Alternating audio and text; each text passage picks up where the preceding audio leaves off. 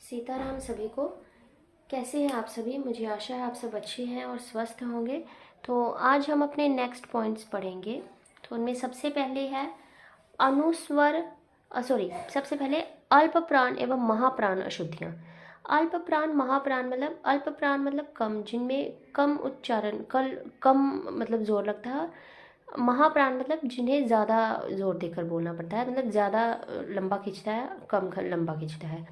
जैसे घर घर, अब होता घर है लेकिन बच्चे क्या है उसको गर लिख देते हैं, भास्कर लिख देते हैं जबकि होता भास्कर है। प्रभात प्रभात कर देते हैं आदि। अनुस्वार एवं अनुनासिक, अनुस्वार मतलब जो मुंह से आवाज आती है और अनुनासिक मतलब जो नाक से आवाज आती है, इनका अशुद्ध प्रयोग। जैसे अब अहिंसा, अहिंसा में बिंदी लगनी है, ये नाक से आवाज आ रही है तो उसको न बना देते हैं अहिंसा, तो वो अनुस्वार बन जाता है। ये अनुनासिक की गलती कर देते हैं। हिंदी, अब देखिए अनुस्वार है ये, इसमें अनुनासिक बना देते हैं, बिंदी लगा दिया जाता है। अंक, अंक में नाक से आवाज आ रही है, ये अनुनासिक है तो इसमें अनक अनक कर देते हैं, ये भी गलत हो गया। झंडा, झंडे में क्या है, इसमें आधा न आता है और डाल देते हैं बिंदी, ये भी गलती हो देती है। आगे है उच्चारण भिन्नता से संबंधित अशुद्धियाँ।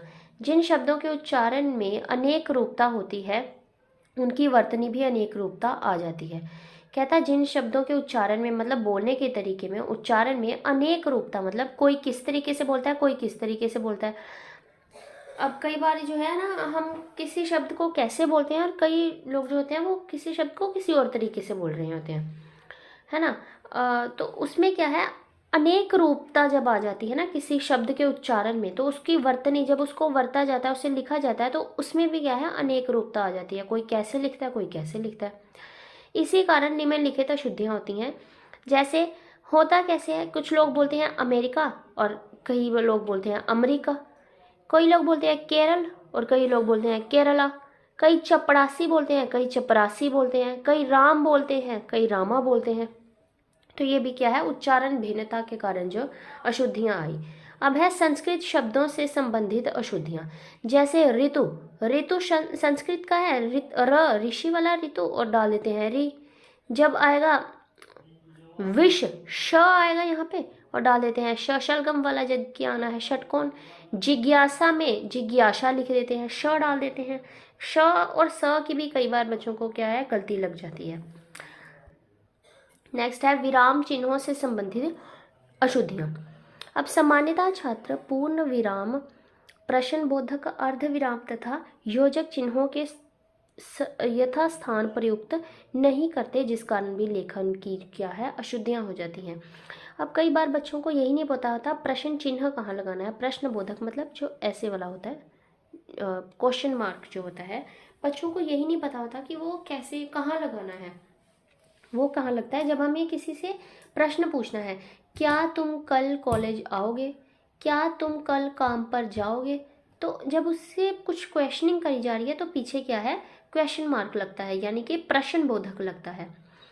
जब हम देखिए अब पूर्ण विराम, जब कोई बात खत्म हो जाती है, जैसे राम शाम दिल्ली गए, अब राम शाम दिल्ली गए बात खत्म हो गई, तो पीछे क्या है ये पूर्ण विराम, ये वाली जो पूरी डंडी होती है ये वाली लगा देते हैं। इसके नीचे अगर बिंदी डाल देंगे तो वो क्या बन जाएगा अर्ध विराम, जो कि गलत है। जब भी कोई लाइन खत्म हो जाती है तो उसके पीछे जो है पूर्ण विराम लगाया जाता है, बिंदी वाला नहीं, सिंपल वर्ण बनाया जाता है, बिंदी नहीं लगाई जाती, नहीं तो गलत हो जाता है, वो अर्ध विराम में आ जाएगा। विदेशी शब्दों से संबंधित हिंदी लेखन की अशुद्धियाँ।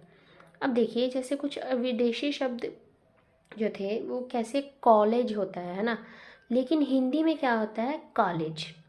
लेकिन कई लोग विदेशी शब्द में से मतलब क्या होता है कॉलेज। अब विदेशी शब्द में होता है डॉक्टर लेकिन हिंदी में होता है डॉक्टर। अखबार, ये है विदेशी शब्द और ये अखबार, बिंदी नहीं आती है, तो ये भी कुछ गलतियां हो जाती हैं।